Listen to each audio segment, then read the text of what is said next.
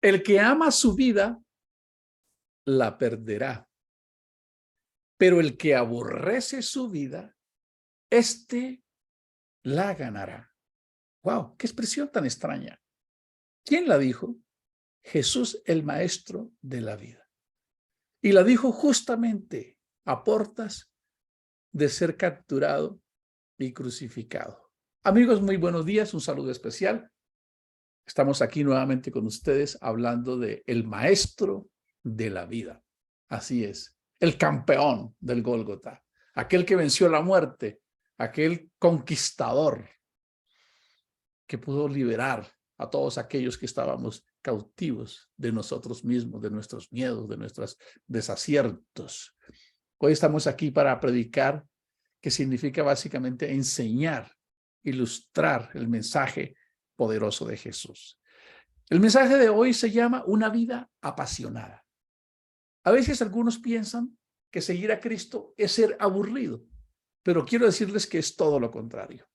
A veces nos aburrimos, entonces se ven películas de terror o hay que ir a los parques de diversión para tener adrenalina porque estamos aburridos y entonces nos subimos a esos juegos. Bueno, yo nunca me subiría a esos juegos, pero a algunos les encanta subirse a esos juegos y sentir energía, adrenalina. Algunos quieren ir a conciertos porque sus vidas se ponen monótonas o quieren ir a reinados, concursos, eventos, plazoletas, recreación, porque sus vidas están vacías.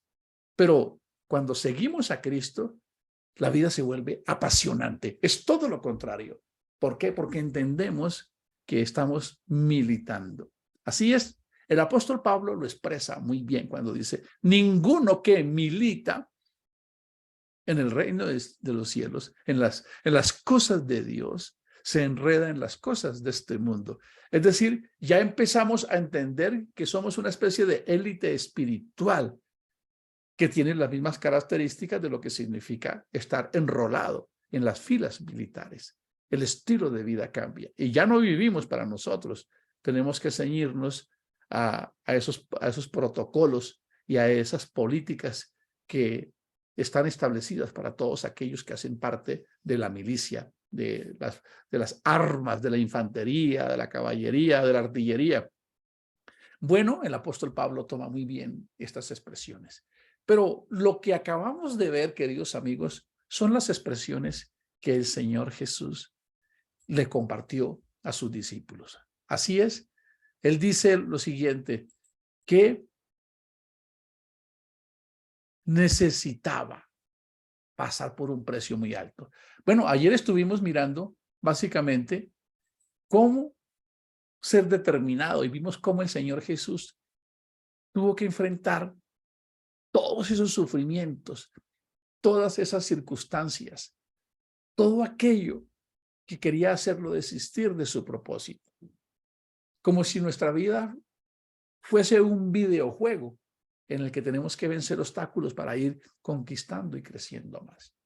Así lo dice cuando el Señor Jesús, después de la entrada triunfal a Jerusalén, que Él rompe los esquemas, todos los conquistadores, Nabucodonosor, Ciro y Darío, Alejandro Magno, siempre que conquistaban una nación, ingresaban en corceles blancos, adornados. Era toda un despliegue, un derroche de honor, de gloria, de opulencia.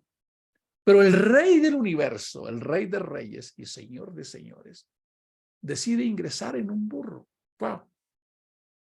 Era hasta grotesco, porque el jaripeo de un burro hace que no sea fino. No es un caballo de paso. ¿Por qué Jesús escoge ingresar a Jerusalén en burro? Ese es un tema que ya hemos visto y que algún día volveremos a repetir. Pero él tiene un plan y es enseñarnos una pedagogía que nosotros no somos ya de este mundo, sino que estamos enrolados en un reino superior. Así es lo que Jesús enseñó: arrepentíos y convertíos y creed al evangelio. Es lo que él dice. La oración que se sabe en la mayoría de todos los cristianos es: venga tu reino. Y cuando los fariseos le preguntan a Jesús sobre la manifestación del reino de los cielos, que si habrá un hecho estruendoso, que haga eco, que todo el mundo diga, llegó el reino de los cielos, Jesús dice, no, el reino de los cielos ya está entre ustedes. Si parafraseamos, lo que él les dijo es, porque yo soy el rey del reino de los cielos y estoy aquí. Y si ustedes ven todas estas obras, es porque el reino de los cielos se ha manifestado. Así que la promesa que Jesús ofrece a su pueblo es una vida indestructible, ¿cómo les parece? En una dimensión exaltada en el reino de los cielos, no de este mundo. Así lo expresa el apóstol Pablo, porque nuestra ciudadanía está en los cielos. Si habéis resucitado pues con Cristo, poned la mirada en las cosas de arriba donde está Cristo sentado. Si el cristianismo no ha identificado que militar en las filas del ejército de Cristo significa una renuncia a este mundo, entonces no ha encontrado el verdadero propósito del cristianismo. Y es la frase con la que empezamos este espacio de hoy, donde Jesús dice lo siguiente. Estoy leyendo el Evangelio de Juan desde el verso 12. Jesús respondió, ha llegado la hora para que el Hijo del Hombre sea glorificado. Pero qué extraño si lo que va es a morir. Es porque en el lenguaje de lo celestial difiere de lo que nosotros vivimos en lo material, en lo terrenal. La palabra éxito y felicidad se han convertido en la búsqueda insaciable, como dice la película, en búsqueda de la felicidad, como lo dijo Thomas Jefferson. La felicidad, todos tenemos derecho a la felicidad. Bueno, no está mal del todo, pero cuando yo realmente, mi vida está centrada en la felicidad, cuyo significado es tan pobre que solo significa estado de ánimo que afecta mis emociones cuando logro o no algunos resultados, quiere decir que vamos a estar viviendo en una vida fluctuante, llena de desánimos, como una montaña rusa cuando logro o no las cosas. Así que Jesús dice, todavía no ha llegado la hora para que el Hijo del Hombre sea glorificado, que es una de las promesas que tiene Dios para cada uno de aquellos que le siguen, porque también seremos glorificados y seremos transformados. Es lo que expresa 1 Corintios 15 cuando dice, es necesario que esto corruptible se vista de incorrupción. Es necesario que esto mortal se vista de inmortalidad cuando nos riamos, cuando absorbamos la muerte y se consume el verdadero propósito de Dios. Así que el cristianismo ha malinterpretado lo que significa la promesa de Dios y cuál es el futuro y el desenlace que nos corresponde. Nosotros, como embajadores del reino de los cielos, tenemos una misión en los años que Él nos permita vivir aquí y es implantar la constitución del reino de los cielos. Primero en nosotros, luego en nuestra familia y a cuantos podamos, pero el cristianismo ha perdido el norte porque el reino de los cielos es justicia, paz y gozo en el Espíritu. Cada uno desde la posición que está. ¿Eres un líder de la iglesia? ¿Diriges una comunidad? ¿Justicia es la forma en que regimos y gobernamos? ¿Es la forma en que nos movemos? ¿Es nuestra vida una fuente de gozo y de paz? O como lo expresó Jesús, porque el reino de los cielos no es ni comida ni bebida, ni de los bienes que posea el hombre. Con eso no quiere decir que tengamos que renunciar a las cosas que tenemos. No, todo lo contrario. Antes podemos disfrutarlas más, pero nuestra vida empieza a tener un verdadero significado de lo que va a ser el desenlace final en la consumación de los tiempos. ¿Ustedes recuerdan que los discípulos les reclamaban a Jesús? Se creían mucho y le dijeron, nosotros lo hemos dejado todo por ti. ¿Qué será de nosotros? Eso era un reclamo, era una fe belicosa, interesada. Le dijo, bueno, ustedes se van a sentar sobre 12 tronos a juzgar a las 12 tribus de Israel. Y hace una profecía maravillosa. Dice, los ladrones, las prostitutas, los más malos, los que no califican, irán delante en el reino de los cielos. ¡Wow! El Señor Jesús vino y quebrantó todos los esquemas sociales. Déjenme decir lo que sigue con Dios. De cierto os digo que si el grano de trigo no cae en tierra y muere, queda solo, pero si muere lleva mucho fruto. Wow.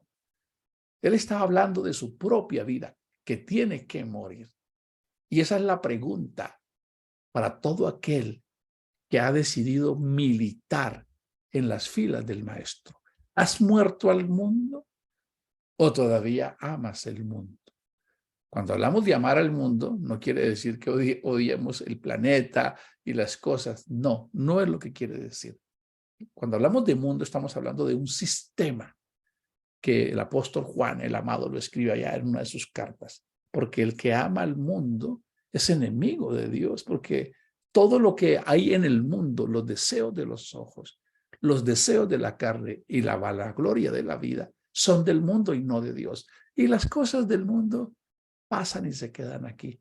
Pero el que hace la voluntad de Dios permanece para siempre. Así que seguir a Cristo es una renuncia. Y él mismo está colocando un ejemplo donde dice, si el grano de trigo no muere, no lleva fruto. Si tú no mueres a quien eres, no tendrás frutos de paciencia, de amor, de bondad, de comprensión, de perdón, de inteligencia emocional. Si no mueres, no puedes dar fruto porque no has nacido de nuevo. Continúa siendo el mismo, aunque pienses que estás ya militando en el reino. Pero hay unas frases que todavía son más fuertes que Jesús nos pronuncia y que el cristianismo no se atreve a predicar. Si estamos pensando que seguir a Cristo es recibir una membresía al club VIP de beneficios para recibir todo lo que queremos, el cristianismo no se está predicando como lo que Jesús enseñó. Déjenme leerles el siguiente párrafo que dice: el que ama su vida, la perderá. Y el que aborrece su vida en este mundo, para vida eterna, la guardará. Qué expresión tan incomprensible, pero si yo lo que quiero es estar bien. Es más, todas mis decisiones en el día a día están basadas porque yo me quiero sentir bien. Así es. No me siento bien con los hijos que tengo porque son rebeldes. No me siento bien con la esposa que tengo porque no me hace sentir bien. Y no me siento bien con mi esposa porque qué señor tan difícil. Y yo me quiero sentir bien. Es que lo que yo quiero ser es feliz. Es que lo que yo quiero es que me entiendan, que yo tengo derechos. Wow. Eso no fue lo que enseñó Jesús. Lo que Jesús dice acá es, si tú amas mucho tu vida, es como si te estuvieras suicidando a la eternidad.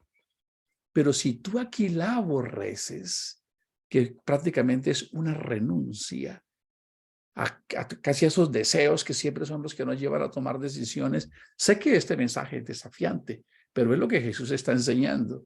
Jesús dijo, todo el que quiera venir en pos de mí, es una expresión que todos nosotros sabemos, ¿verdad? Tome la bandera de beneficios VIP y sígame. No, eso no fue lo que él dijo. Lo que él dijo es, tome su cruz y sígame, porque este camino es una puerta estrecha, es un camino angosto, es un camino desafiante que te va a retar, te va a asfixiar, te va a doler en algunos momentos. Es más, te van a juzgar, quizás te van a decir fanático, que eres aburrido. Este es un camino para una élite de otro nivel espiritual que conquista otro reino espiritual. Y es lo que no estamos entendiendo. Cuando el Señor Jesús le preguntó a sus discípulos, ¿ustedes están dispuestos a beber la copa que yo voy a beber? Ellos no entendieron lo que Jesús quiso decirles.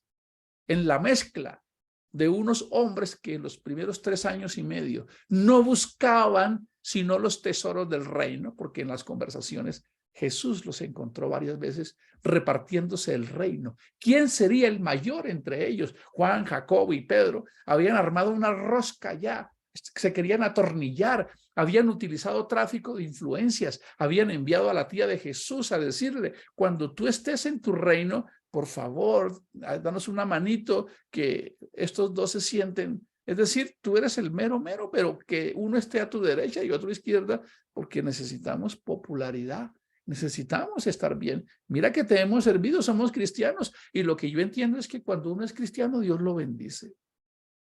Eso no es lo que enseña la Escritura. La bendición está dada para todos los seres humanos. Eso lo prometió desde Génesis 8, cuando Dios dijo, no contenderé más con el hombre, porque el designio del corazón del hombre está inclinado al mal. Así que yo tendré que bendecir al hombre aún con ese mal. Por eso por allá en Hechos 14 le dice, Dios habiendo pasado por alto los tiempos de la ignorancia, es decir, de esa conciencia alejada de Dios o de esa inconsciencia, Él siempre ha estado presente, dándonos lluvia, dándonos fruto, dándonos alimento, dándonos sustento, incluso alegría en el corazón, lo dice su palabra. Pero también en Mateo lo dice, no, el sol sale, el sol y la lluvia sale para todos, para los que se consideran buenos y para los que se consideran malos, porque la bendición de Dios es un regalo de su misericordia. El sol está ahí para todos, pero la verdadera bendición de Dios se materializa cuando cerremos estos ojos físicos y los abramos a la eternidad, a la vida. Es ahí cuando creamos que todo se acabó, justamente cuando esto empezará. Así que si estamos amando nuestra vida, somos un cristianismo frágil, un cristianismo que abrazó al cosmos, que es la palabra griega para mundo.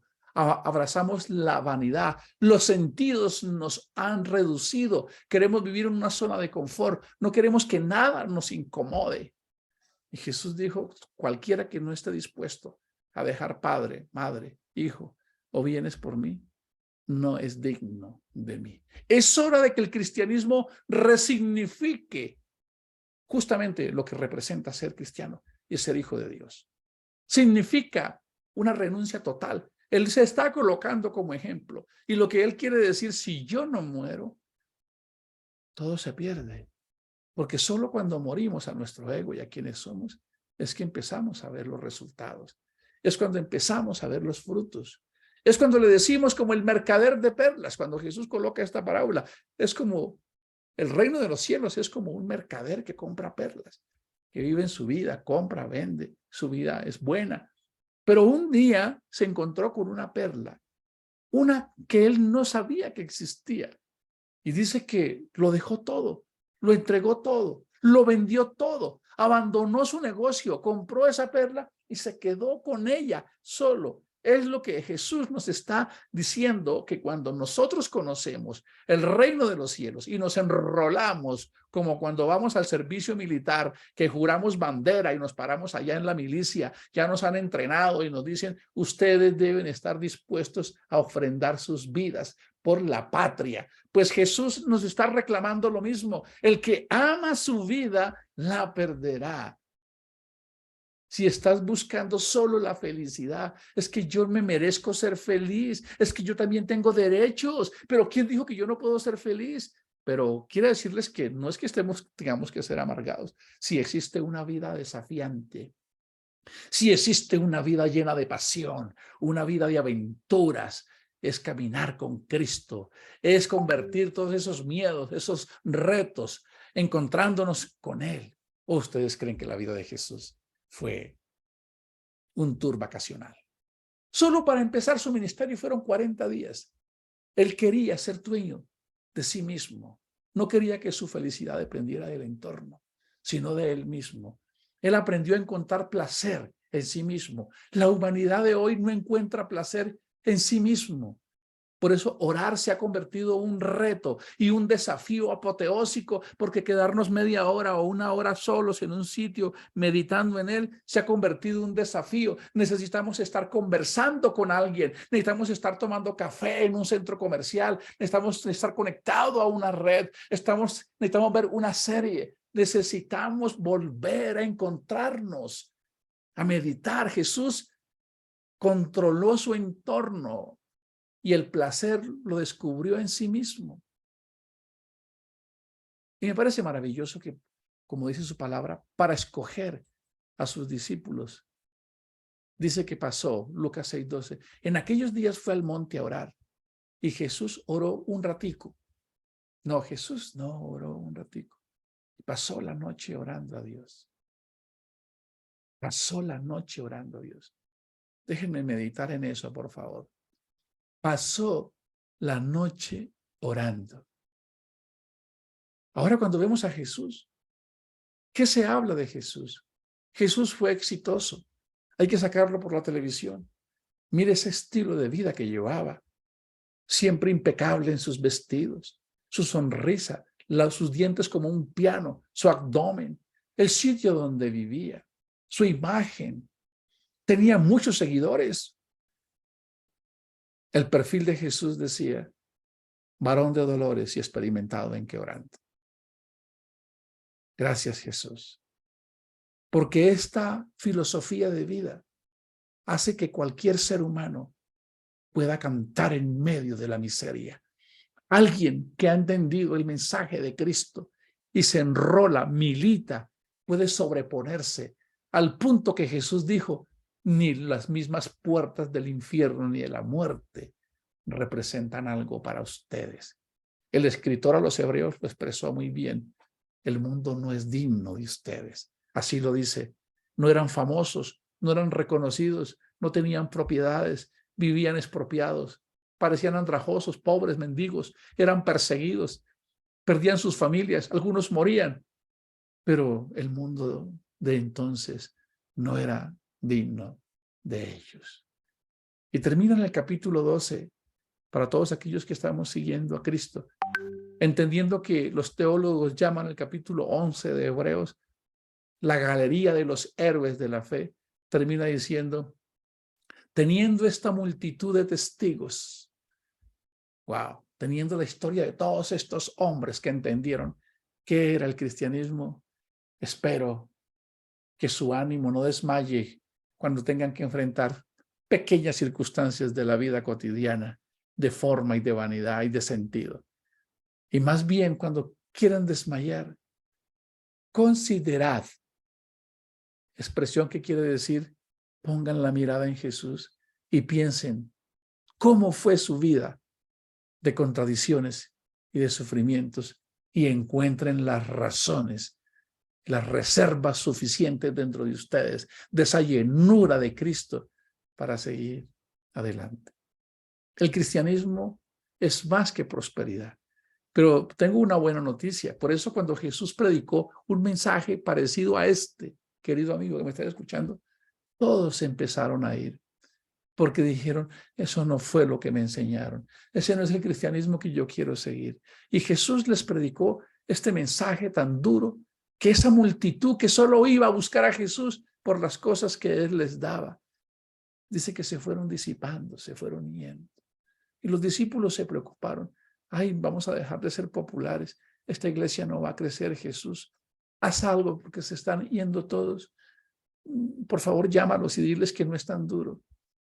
Jesús les dijo, y ustedes también se quieren ir. El reino de los cielos necesita un calibre especial, un carácter de otro nivel. Personas que estemos dispuestos realmente a renunciar a nuestras vanidades, a nuestros deseos, a nuestros caprichos. Alguien escribió, y este artículo esto que estoy leyendo acá, me fascinó porque lo leí en un artículo de La Nación de Paraguay. Dice, ¿quién quiere salvar su vida? En un periódico escribieron este artículo y me encantó. Me encantó este artículo. Dije, las personas necesitamos conocer que Cristo no es una religión, que Cristo no es un mensajito para un grupo de personas bajos de carácter que no saben qué hacer y como no pueden encontrar las respuestas, entonces necesitan de un Dios. No, si existe algo que debería dar dignidad, como su palabra lo enseña. Si alguien quiere sentirse orgulloso de algo, que sea en conocerme y en entenderme que yo soy Dios y que amo y estoy con el noble de espíritu. Querido amigo, si tú ganas tu vida, esa es la felicidad que busca el mundo. La felicidad. La felicidad es para los tomadores, pero con Cristo la felicidad es un subproducto, porque sí que vivimos felices, pero vivimos es por una vida con significado. El que vive una vida con significado es un dador. El que quiere la felicidad es un tomador. Y Cristo enseñó, si quieres ser un tomador, perderás tu vida. Pero si quieres ser un dador, entonces la ganarás. ¿De cuál quieres ser tú? ¿De cuál quiero ser yo? Nos vemos mañana. Bendiciones para todos.